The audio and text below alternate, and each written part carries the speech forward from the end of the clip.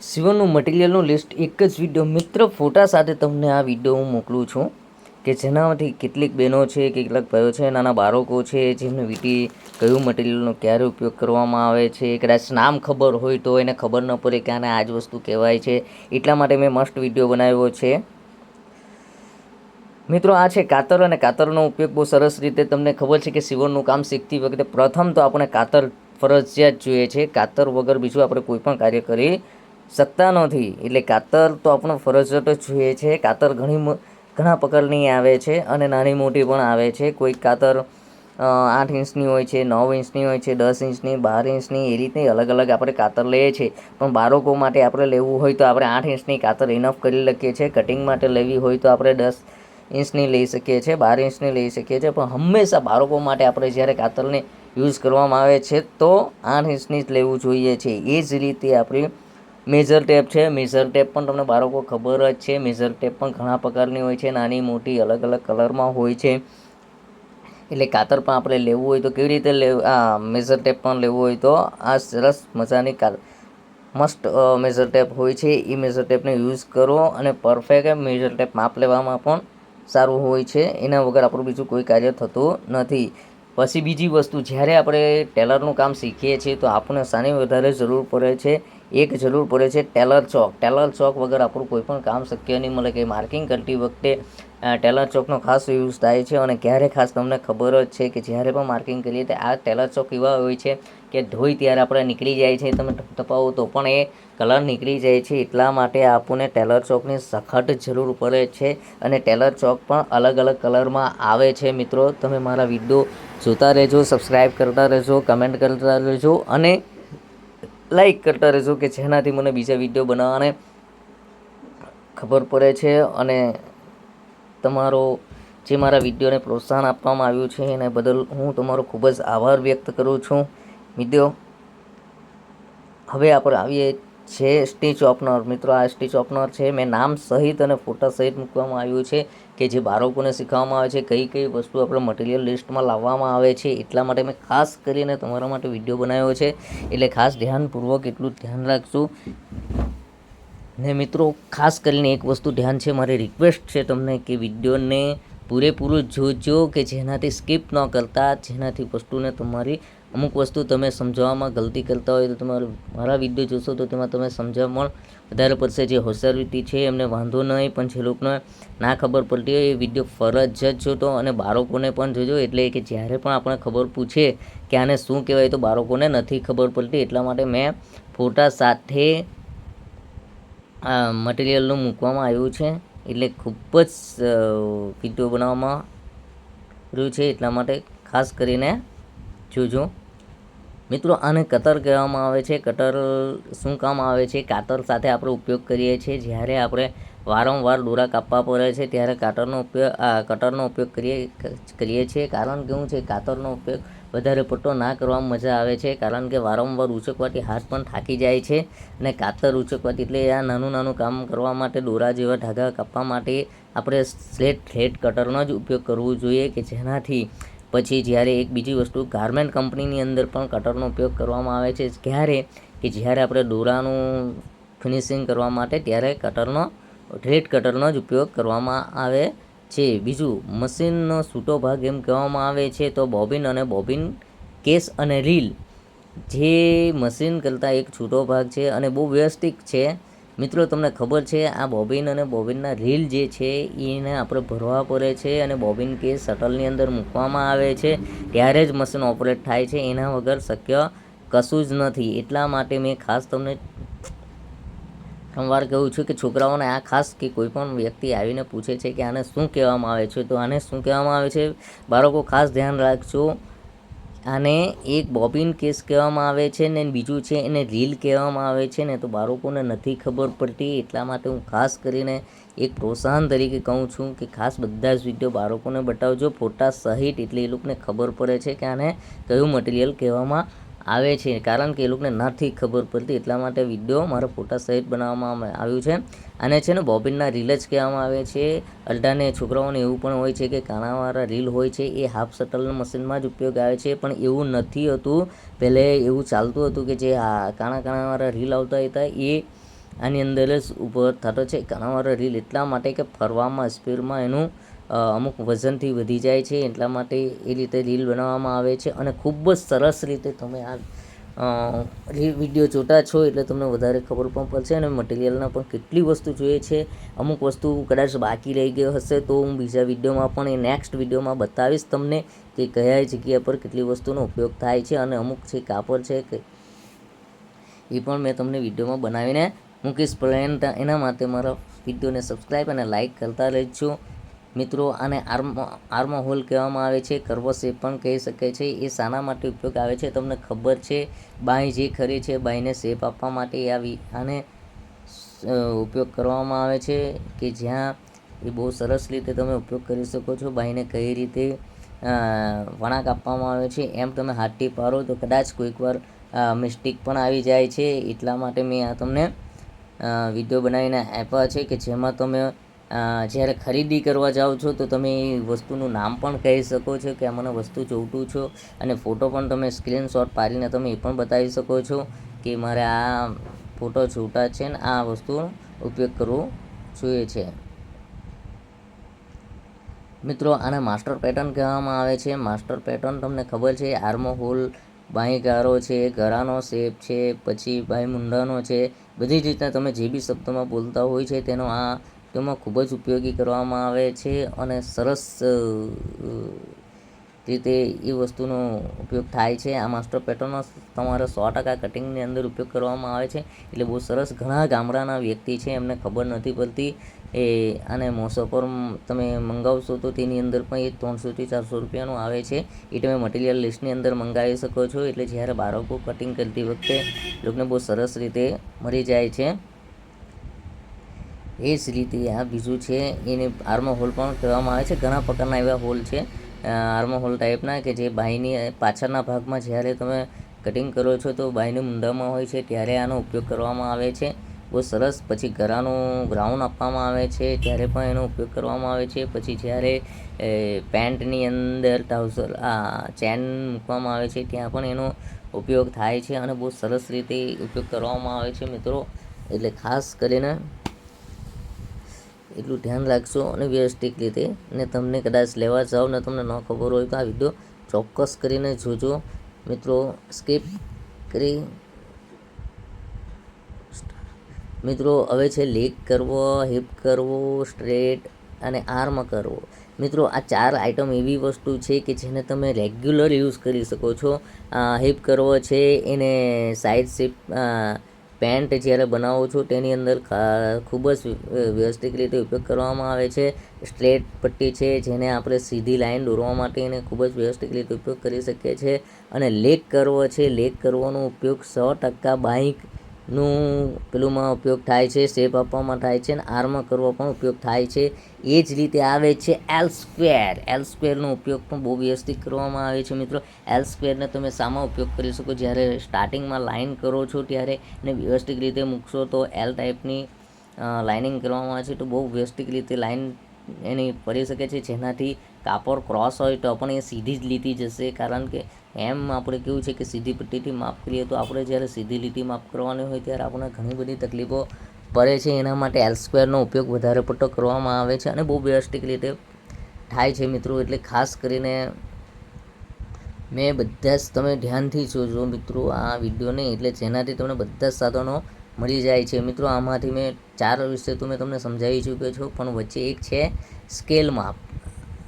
Scale માપ એટલે કે જે સ્કેલ માપ આ જે નાનું છે એને સ્કેલ માપ કહેવામાં આવે છે. સ્કેલ માપ જ્યારે મોટા માપને નાના માપમાં કન્વર્ટ કરવામાં આવે છે ત્યારે સ્કેલ માપનો ઉપયોગ કરવામાં આવે છે. એ ખાસ કરીને નોટબુકમાં આપણે ઉપયોગ કરીશું. બાળકોને જે મોટો માપ નોટમાં નથી આવતું એટલા માટે આનો ઉપયોગ કરવામાં આવે છે સ્કેલ માપ.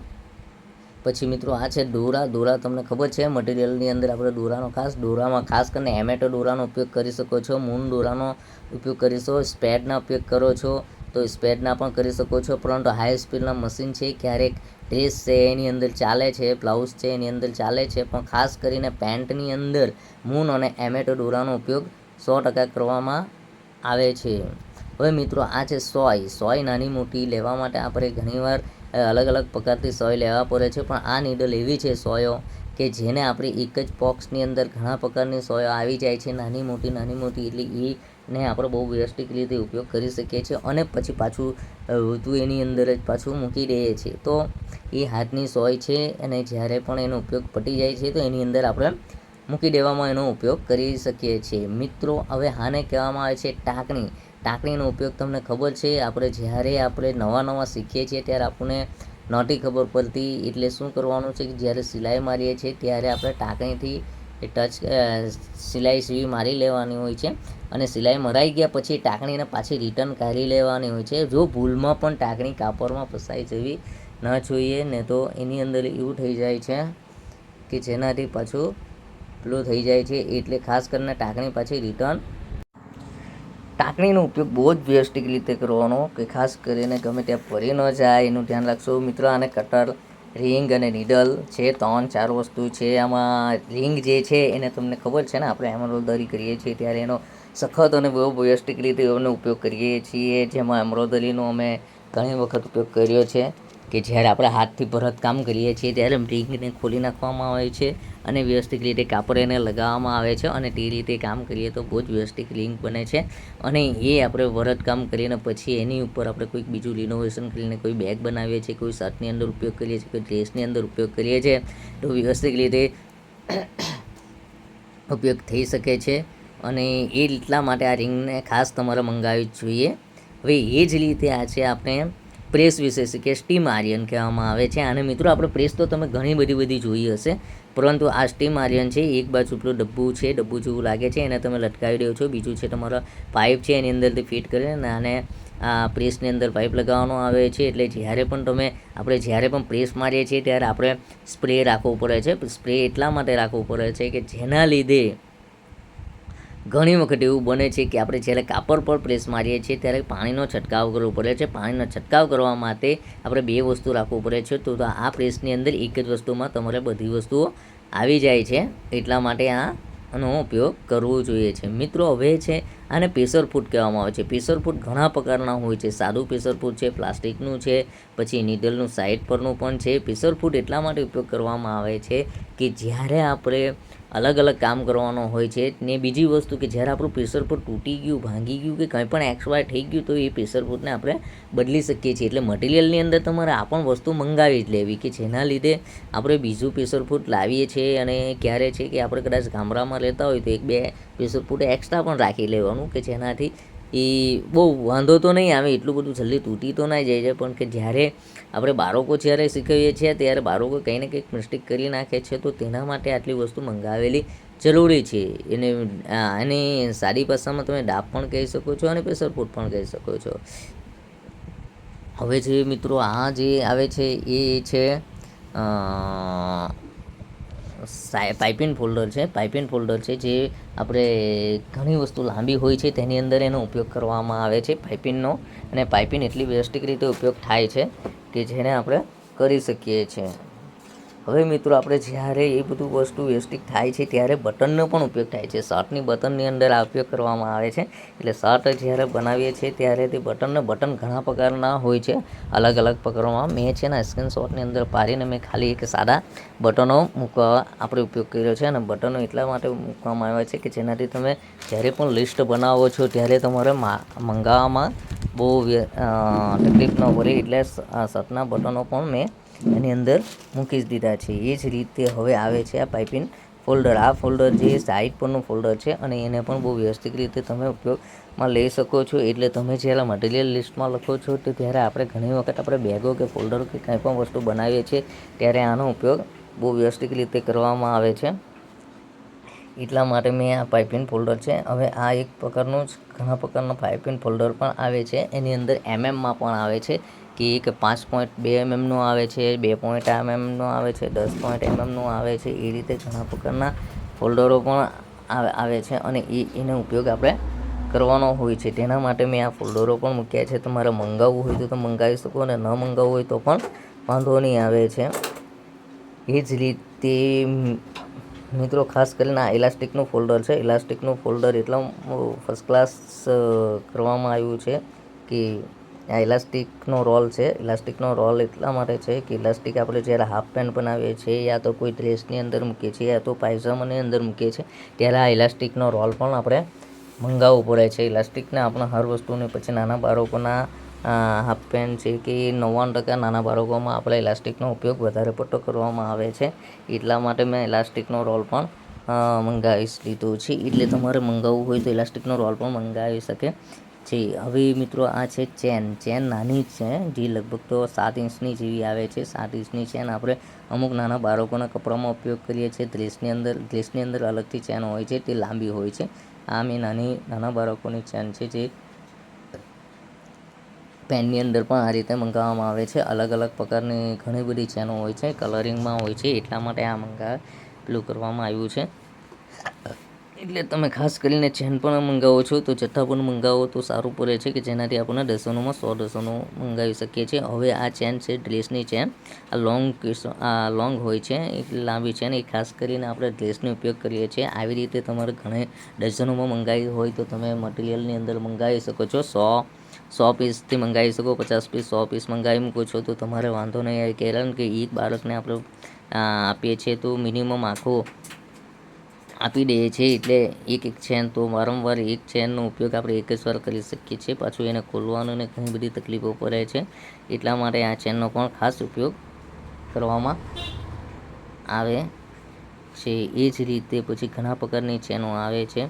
હવે મિત્રો આ જે ચેન ખરી છે એ જીન્સ પેન્ટની ચેન કહેવામાં આવે છે. જીન્સ પેન્ટની ચેન ખાસ કરીને બેઝ કલરમાં હોય છે. એક તો બ્લુ અને બ્લેકમાં હોય છે. વધારે પડતી બ્લુમાં વધારે પડતું માર્કિંગમાં મળે છે અને ઘણા પ્રકારની કલરમાં બહુ ઓછી મળે છે. એટલા માટે ખાસ આ ચેનનો ઉપયોગ કરવામાં આવે છે. મિત્રો ખાસ કરીને ધ્યાન રાખશું કે મેં આખો વિડીયો તમને જે લિસ્ટ પ્રમાણે મૂકવામાં આવ્યું છે એટલે એ રીતે મેં ઇમેજ સાથે ફોટા સાથે આ જે વિડીયો બનાવ્યો છે એની અંદર કરવામાં આવ્યું છે. મિત્રો ખાસ એક વસ્તુ યાદ રાખજો, ચેનલને સબસ્ક્રાઈબ અને લાઇક કરો અને કોમેન્ટ પણ કરજો કે જેનાથી મને બીજા વિડીયો બનાવી શકું અને વ્યવસ્થિત કરી શકાવું છું. એ જ રીતે મિત્રો આ ઘણા પ્રકારની ચેનની અંદર આ એક બીજી પણ ચેન આવે છે.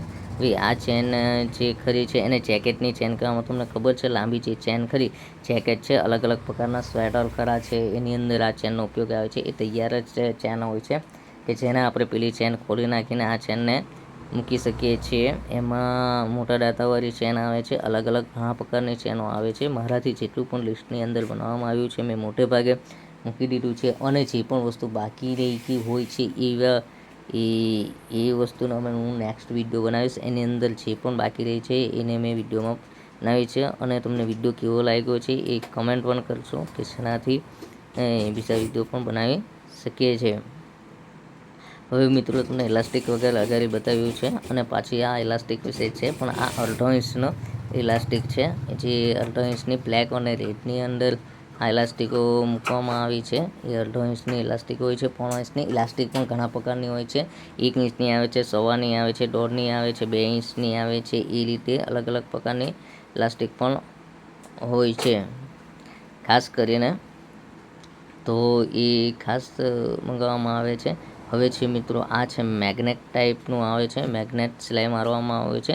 જ્યારે તમે મશીન ઉપર સિલાઈ કરો છો ત્યારે તમારે 1 ઇંચમાં મારવાની હોય છે, 1.5 ઇંચમાં મારવાની હોય છે યા 1.5 ઇંચમાં ફોલ્ડર વાઇઝ મારવાનું છે. જે વધારે પડતું નીકળી નહીં જાય એના માટે તો ખાસ કરીને ગારમેન્ટ કંપનીની અંદર આનો ઉપયોગ કરવામાં આવે છે કે જે આપણે ક્યારે બી કામ કરીએ છીએ તો આને વધારે પડતું કંપનીની અંદર ઉપયોગ થાય છે. પણ બાળકોને આપણે વ્યવસ્થિત બતાવવા માટે યા સમજાવવા માટે લાવીએ છીએ. તેના માટે તમે એક બે સેમ્પલ તમે લાવી શકો છો. એ ખાસ કરીને તમારે ઉપયોગમાં થઈ શકે છે. પછી એ જ રીતે આ નવું બીજું છે એપી પાઇપિંગ ફોલ્ડર જ છે. એ મિત્રો પાઇપિંગ ફોલ્ડરને તમે સાઈડ પર ફિટ કરી દેવામાં આવે છે. જેનાથી આપણે જ્યારે ફાઇલો બનાવીએ છીએ યા તો પછી બેગ બનાવીએ છીએ તેની અંદર આનો ઉપયોગ કરવામાં આવે છે. પાઇપિંગ ફોલ્ડરનો ઉપયોગ થાય છે. એ જ રીતે મિત્રો હવે આ છે લુક્સ અને દોરી પલટાવવાનું એક સીધી સળિયા ટાઈપનું વસ્તુ છે.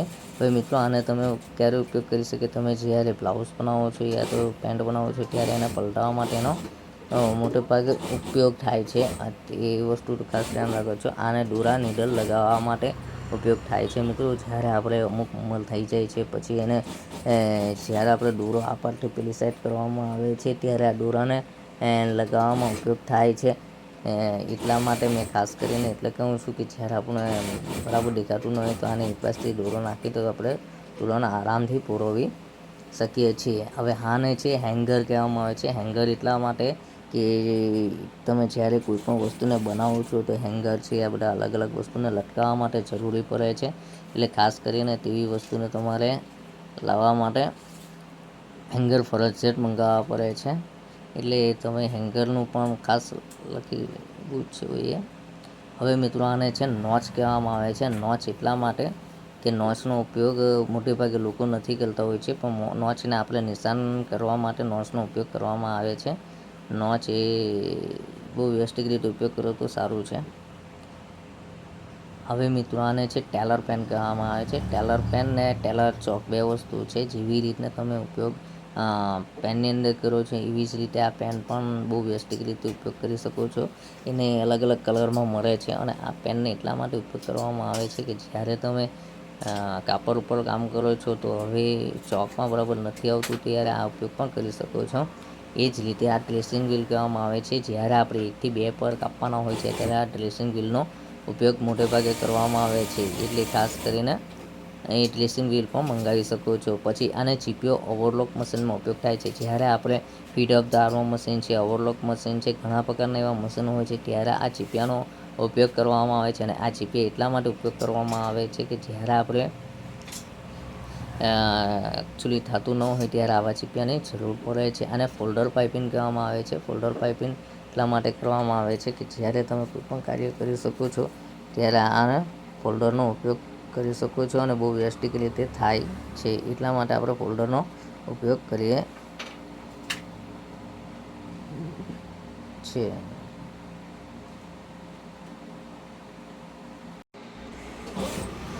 હેલો મિત્રો, આને પ્રેસ બટન કહેવામાં આવે છે. પ્રેસ બટનનું હાથે આપણે રિંગ બટનથી લગાવવામાં આવે છે. પરંતુ હવે મિત્રો એક વસ્તુ છે, આ ટાઈપનું મશીન પણ આવે છે ને તમે કહેશો કે પ્રેસ બટનનું લેવાનું હોય છે તો આપી દેશે. પછી આ છે પિકિંગ કાતર. જ્યારે આપણે કાપડને કટિંગ કરીએ છીએ ત્યારે અલગ અલગ રીતે કાતરનો ઉપયોગ કરવામાં આવે છે. ત્યારે આ કાતરને ખાસ કરીને રૂસા નીકળી ન જાય એના માટે આ પિકિંગ કાતરનો ઉપયોગ કરવામાં આવે છે. એટલે ખાસ કરીને આવી કાતરો મંગાવવી જોઈએ જેનાથી બાળકોને ખબર પણ પડે છે. હવે મિત્રો આ છે બ્રાઉન પેપર. બ્રાઉન પેપર તમને શામાં ઉપયોગ આવે છે બધા જ સ્વીટીને ખબર હોય છે અને ખાસ કરીને બાળકોને ખબર નહોતી હોતી. એટલે બાળકોના કાપડમાંથી કટિંગ જ્યારે આપણે શીખીએ છીએ ત્યારે આ બ્રાઉન પેપરનો ઉપયોગ કરવાનો હોય છે. તેના માટે બ્રાઉન પેપર મંગાવવું ફરજિયાત છે. પેટર્ન કટિંગ કરવા માટે એનો ઉપયોગ થાય છે. હવે મિત્રો આવે છે મુખ્ય કામ આવે છે એક તો આપણે નીડલ, સોય, એટલે એની ભાષા ઇંગ્લિશમાં આપણે કહીએ તો નીડલ કહે અને સાદી ભાષામાં સોય પણ કહી શકીએ છીએ. એ સોયનો ઉપયોગ આવે છે. એ જ રીતે સોય પણ અલગ અલગ પ્રકારની હોય છે. તેનો ઉપયોગ 14-15 નંબરની હોય છે. એટલે ખાસ કરીને એનો ઉપયોગ છે. મારી ચેનલને સબસ્ક્રાઈબ અને લાઈક કરો અને કમેન્ટ પણ કરો.